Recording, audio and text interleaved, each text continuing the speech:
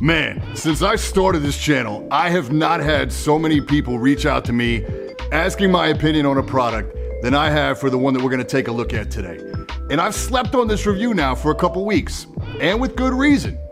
This might be the single most expensive gaming headset available on the market today, and I thought it really deserved to be taken through the paces. So I've taken this thing through 3 weeks of real-world use, every conceivable situation I can imagine putting these through, and I think I'm ready. You ready? Let's go. You're looking for cheap PC games? Check out Kingwin.net. Click the link in the description below to help support the channel and never pay full retail again. Yo, I'm Brian Peep. You're watching Bad Seat Tech, and today we're taking a look at the SteelSeries Arctis Wireless Pro gaming headset. Now, this thing retails for $330 at the time of this review, so it had better be bringing something really serious to the table. And before we get too far along here, let's clear up some marketing confusion. It gets a little murky because the Arctis Pro line actually contains 3 different units. It's got the Pro headset itself, which is the baseline USB headset, the Pro Wireless, which we're looking at today, and the Pro Plus Game DAC. Now with the Game DAC, you're gonna see 2 things touted in the marketing a lot. One, that it's using an ESS Sabre chipset, and the other that it's capable of high-res audio, or 24-bit 96 kilohertz audio. It's important to note that even though the headset is near identical amongst the 3, they all use the same 40mm drivers, the wireless unit does not have the ESS Sabre chipset, and it's not rated at high-res. It's gonna top out at 16-bit, 48 kilohertz, and it's using 2.4 gigahertz wireless, if you're curious. Now, what SteelSeries has really done here is taken all the best parts of the Arctis 7 wireless, a unit which I love. You can check out my full review right here. They've revised certain elements of it to make it even better, and they've incorporated all the best elements of their older flagship wireless model, the Siberia 840. And for me, it's a win. So the design itself is an evolution from the Arctis 7s. You've got denser earphone padding, thicker ear pads all around, you've got metal hinges in lieu of the plastic from the 7, and you've got a slightly wider stance on the headband. The hinges still move 90 degrees, though they are a lot stiffer. There's no movement at all when you shake the headset around, and they are made from the same airweave material, which for me breathes a lot better than the fake leather ear cups do, and they don't attract nearly as much lint or pet hair as a velour ear cup would. These things are just gorgeous with like matte black or gunmetal everything, and nothing about this design says PC gaming, which is a huge plus. This is practically the first headset I've reviewed that I would feel comfortable wearing outside the house. They do transfer footstep noise, which I noticed as I walked around my place. It doesn't bother me at all, but it's worth pointing out if you're sensitive to that kind of thing. And the range on these is positively incredible. I walked through every single area of my apartment. Walls, doors, HVAC, nothing caused any issue at all, just strong, clear signal the entire time. The Arctis 7 is a little small for me. It's ideal for small to medium-sized heads, but these actually fit me right out of the box with no modifications. They do use the same ski goggle headband system, and they tip the scales at about 370 grams. They definitely feel like they're built to last. I mean, everything I've got from SteelSeries feels like it's built like a tank, but I do have to mention that I broke my original unit. I don't normally put these headsets through a very rigorous flex test. I generally do a pretty good job at taking care of my stuff, but I did in this case, and I think I oversold it for the sake of the video.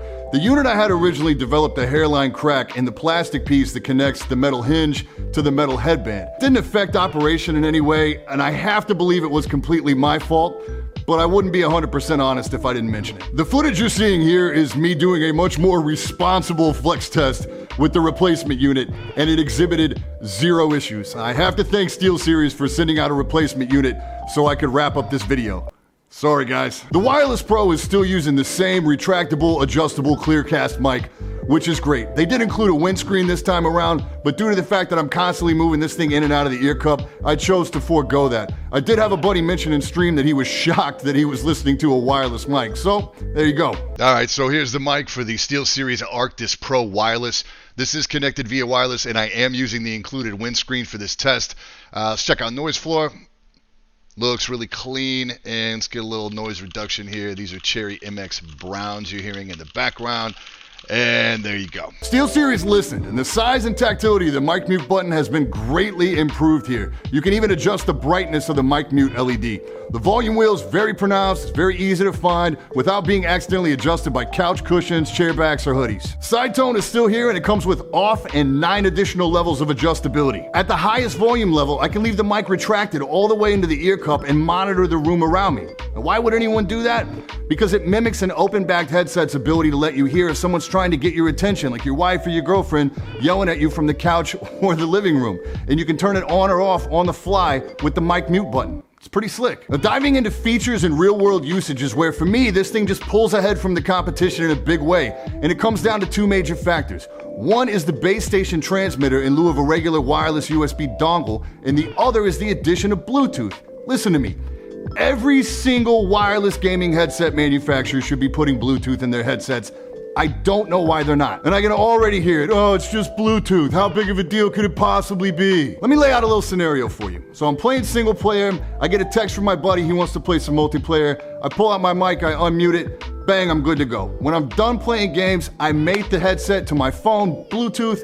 I can now listen to music while I'm shooting B-roll wirelessly. A call comes in. I can take the call hands-free with no wire. In the call, go right back into my music, wrap it up, sit right back down on my computer to start reviewing footage. I can take bathroom breaks, go to the kitchen to get a drink, whatever, and at no point in time have I had to remove my headset. And once I'm back at my desk and in game, I can leave it mated to my phone because it's gonna use both signals simultaneously, so I can get text notifications if I choose to. I can take a call while I'm still in game. I can use Discord on my mobile and activate it without having to exit my game. Bro, I'm telling you, this thing has completely changed the way I work. Every other wireless gaming headset I've checked out from the competition doesn't even let you mate to your phone or use it if you're not willing to use a 3.5mm cable. That's assuming your phone has a jack. And some don't even let you use the mic, even if you do use the cable. I mean, you can lay in bed and watch YouTube or Netflix via Bluetooth and not disturb your partner. You can sit on a boring-ass conference call or some online training seminar and interact as if you were paying attention while the entire time you're in game. You can even configure this thing to start with Bluetooth enabled at startup if you want to. Like, yeah, it's expensive, but come on. Let's talk about this base station for a minute. It's big, it's glossy, and it's infinitely configurable. The reason it's glossy is because it's got its own OLED display, which is clutch. The biggest reason why is because you can use this to access and adjust virtually every feature of this headset via this big clicky tactile knob on the front. This means you can be in-game and change settings like chat mix, turn simulated 7.1 on or off, which is Dolby Headphone X 2.0 here, or you can change EQ settings on the fly in-game. You can even create new custom EQs and name them and rename them. You can basically tailor the audio experience in real time, all without having to exit or tab out of the game to do so. The base station shows the connection status and the battery level at a glance. And it's big because it also charges a battery. The second one. That's right, you get two. You get one inside the ear cup that it ships with, and you get another one that lives inside the base station so you can charge it while you're not using it. And each one is rated for 10 hours. One goes down, you pop it out, replace it with a fresh one, and you're back up and running in under a minute. The one caveat here is that if you want to be able to charge the battery and communicate with your computer or your PS4, sorry Xbox, you're gonna have to have two leads coming off the base station. So that's gonna actually take up two USB ports, or a USB port and a wall wart. Or if you want to, you can charge it the old-fashioned way. So basically, this thing's never without power. I've owned it for 3 weeks and I have had zero downtime for this thing to recharge, and I've used it a lot. As if that wasn't enough, you can also go in the base station and adjust the auto off of the headset itself from anywhere from 10 minutes to 2 hours. On the back of the base station, you'll also find pass-through for 3.5mm and for optical, which means you can wire in desktop speakers or a surround sound. And they're auto-sensing, so your speakers or your surround system will cut off as soon as you turn the power onto the headset. So to call the Pro Wireless feature-rich is probably the understatement of the year, but that's never been my issue with the Arctis line. The 7s for me were very feature-packed, but they lag behind the competition a little bit in terms of audio quality, particularly in the bass department. Now I will say that these, for me, out of the box, flat EQ with no adjustments, the mid-highs are harsh for me. They're borderline uncomfortable, and they do lack a little bit in the bass department still. I will also say that spending a little time with the EQ completely nullifies all of that. With a custom EQ setting, I was able to get these to sound, for me, on par with any other wireless headset that I've tested so far. You need some more bass? Go ahead, the drivers can handle it. You want to really be able to pick out those footsteps? Easy. Being able to have multiple custom EQ settings here per game is invaluable because it can even help you overcome some annoyances you have that are baked into the sound design of the game itself. For instance, in Rise of the Tomb Raider, Lara's repetitive footsteps when she's running in snow drive me absolutely insane.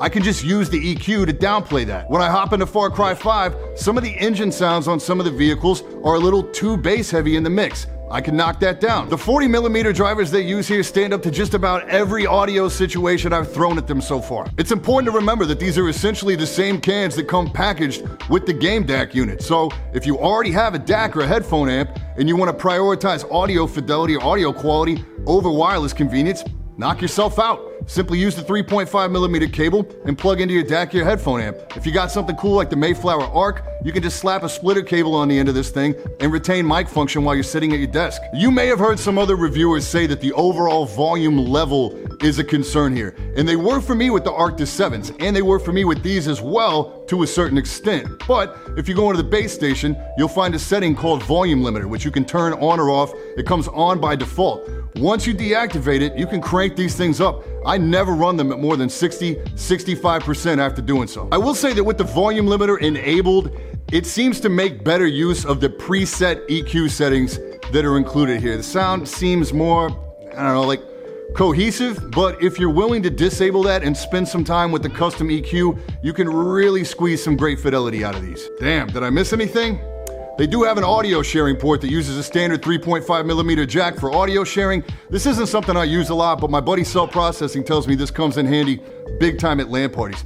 The wireless unit also doesn't have any RGB, so something to be aware of in case that's a deal breaker for you. But what more can I say? They address virtually every issue I had with the Arctis 7s, and I love that headset. In full disclosure, yeah, they sent these out to me for review, and it worked out great that they did, because with that price tag, I honestly would have missed out on the opportunity to own these. I've always been curious about the Siberias. I've watched every review under the sun about them, but I've never been able to justify that price tag.